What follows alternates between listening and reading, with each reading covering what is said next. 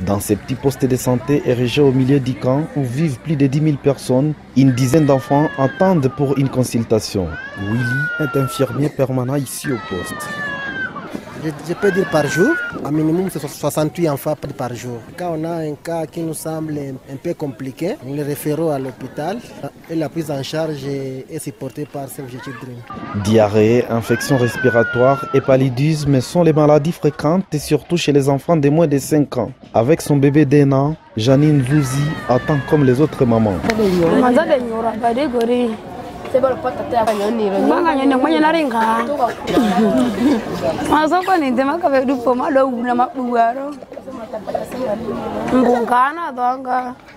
Ici au camp, certaines organisations humanitaires tentent d'occuper les enfants par des jeux et des leçons d'alphabétisation.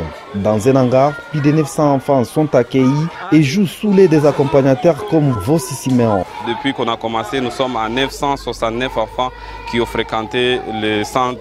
Nous organisons les activités psychosociales avec ces enfants. Nous organisons aussi les cours d'alphabétisation qui n'est pas un rattrapage scolaire formel. Nous facilitons aussi la réunification familiale des enfants qui ont été séparés avec leurs familles. Cela ne suffit pas pour des enfants qui étaient en terminale, pense David Lipalanga, déplacé et père de 4 enfants.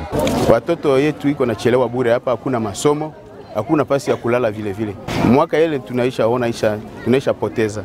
Juu watoto kuna chelewa bure hapa. Hapa bako nasema bako nafundisha babo na bako naimba tu pale. Ile haiko masomo. Hatujui kama tutafanya namna gani, njoo wakubwa wasaidie sie na njia ya masomo, kitu yote, nyumba yote balete na sie. Le ministère provincial de l'enseignement en Ituri indique à VOA Afrique que plus de 430 enfants déplacés venus de Djougou n'arrivent pas à s'intégrer. Ils sont bloqués par la langue d'apprentissage qui est le français. Ils apprenaient dans la langue vernaculaire dans leurs écoles d'origine. La situation des enfants reste préoccupante ici à Ituri. Plus de 90 000 sont affectés selon l'UNICEF, un chiffre qui n'est pas confirmé par le gouvernement congolais. Aujourd'hui, des écoles ont été abandonnées et d'autres brûlées.